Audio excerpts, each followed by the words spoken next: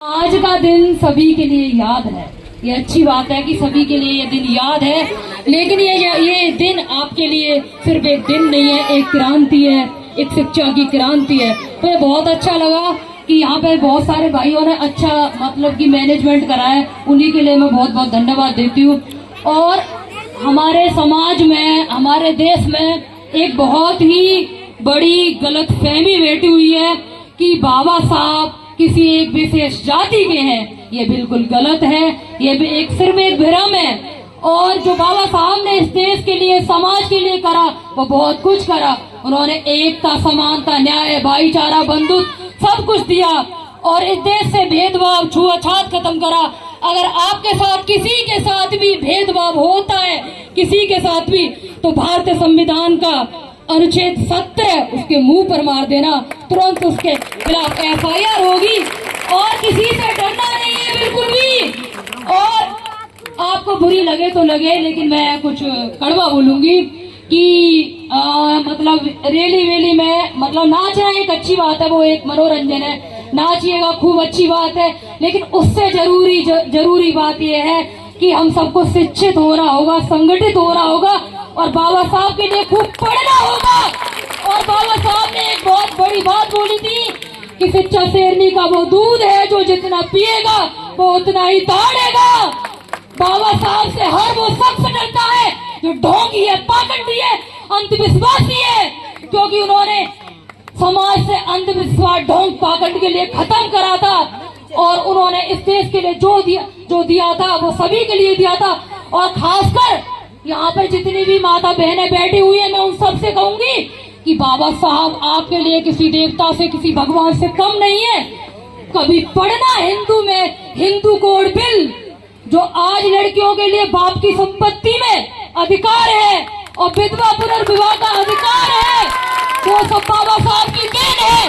अगर कोई लड़की कहीं भी काम करती है, जॉब करती है, अगर वो प्रेग्नेंट है, जो मैटरनिटी लीव और वेतन सहित जो अधिकार दिया था वो बाबा साहब ने दिया था। और मजदूरों के सबसे बड़े मसीहा वो ही थे, क्योंकि पहले 12 घंटा काम कराया जाता था मजदूरों से, लेकिन उन्होंने 12 घंटा से घटाकर 8 घंटा कर दिया। और क्या बोलूं मैं, उनके साथ में क्या कुछ नहीं करा, कितना सारा भेदभाव हुआ है, छुआछूत हुआ है कि उन्हें पानी पीने तक का अधिकार नहीं था। तो आप सबके लिए, हम सबके लिए, और उन्हें पढ़ना होगा और उनके लिए जानना होगा अच्छी तरीके से।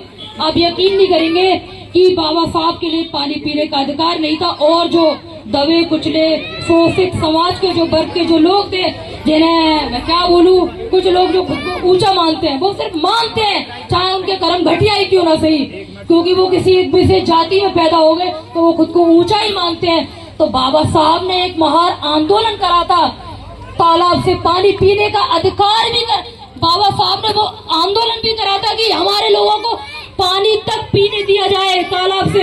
वो लोग क्या स्थिति रही थी। तो आप सबके लिए पढ़ना है। अगर बाबा साहब से सच में आप प्यार करते हैं और उनका सम्मान करते हैं तो पढ़ना ही होगा। और अगर हम पढ़ेंगे लिखेंगे, मेरा मतलब ये बिल्कुल भी नहीं है कि पढ़ लिख कर तुम सिर्फ नौकरी हासिल करोगे। पढ़ लिख के हमारी चेतना विकसित होगी तो कोई भी हमारा शोषण नहीं कर पाएगा। हमारे देश के कुछ जो नेता जो लोग होते हैं, मुझे डर नहीं लगता, क्योंकि आजाद भारत है। और ये जो हाथ में जो मेरे माइक लग रहा है वो सब बाबा साहब की देन है। भारतीय संविधान का अनुच्छेद 19 मुझे बोलने की आजादी देता है। और आर्टिकल 14 कानून के सामने सभी बराबर हैं, चाहे PM हो चाहे CM हो। अगर इस देश में किसी ने गलत किया है तो खुलकर बोलना। वो कहते हैं ना कि गलत का विरोध खुलकर करना।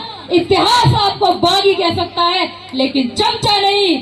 अगर इस देश में कोई भी गलत करता है तो तुम बोलिएगा, डरो मत, कोई भी हो, चाहे गांव में अगर कोई प्रधान काम वाम नहीं करता है तो उससे भी सवाल करो। और सबसे पहला हमारा देश के जो नागरिकों का जो कर्तव्य होना चाहिए वो होना चाहिए सवाल पूछना। जो सवाल पूछता है वही देश का सच्चा नागरिक है। और सबसे बड़ी बात, अधिकार तो हम सबको याद रहते हैं, अच्छी बात है, बहुत अच्छी बात है, लेकिन हमें अपने कर्तव्य भी निभाने चाहिए देश के प्रति। और एक बात और बोलूंगी मैं आप सभी से कि भारतीय संविधान का अनुच्छेद 21 हम सबको जीने की आजादी देता है। तो आप तो क्या ही करेंगे। मैं उन सब लोगों से कहती हूँ जो ज्यादा मतलब अपना दबदबा दिखाते हैं, मतलब दिखाते हैं, वो अंदर से कुछ नहीं है। तो सभी को जीने का अधिकार देता है आर्टिकल 21। तो किसी के साथ में जुल्म मत कीजिएगा, किसी को सताओ मत। सताने का मतलब किसी जीव को भी मत सताओ, क्योंकि किसी चींटी को, किसी जानवर को भी बिल्कुल मत सताओ। और बाबा साहब ने एक बात बोली थी, मुझे बहुत अच्छी लगती है उनकी बात। मैं हमेशा जब मेरा हौसला डाउन होता है तो मैं पढ़ती हूँ वो सब। मेरी जितनी भरी बहनें बैठी हुई है, आप ध्यान से सुनना।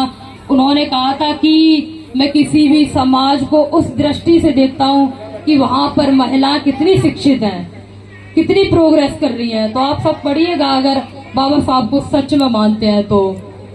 और डरना किसी से भी नहीं है भाई, डरना क्यों है हमें, क्यों डरेंगे हम किसी से। गलत काम से डरिएगा, ऐसा कोई काम मत करिएगा जो मानवता और इंसानियत के खिलाफ जाए। बाबा साहब ने भी कहा था कि मैं उस धर्म को मानता हूँ जो मानवता, भाईचारा, न्याय, बंधुत्व, एकता सिखाता है। तो डरना किसी से बिल्कुल भी नहीं है।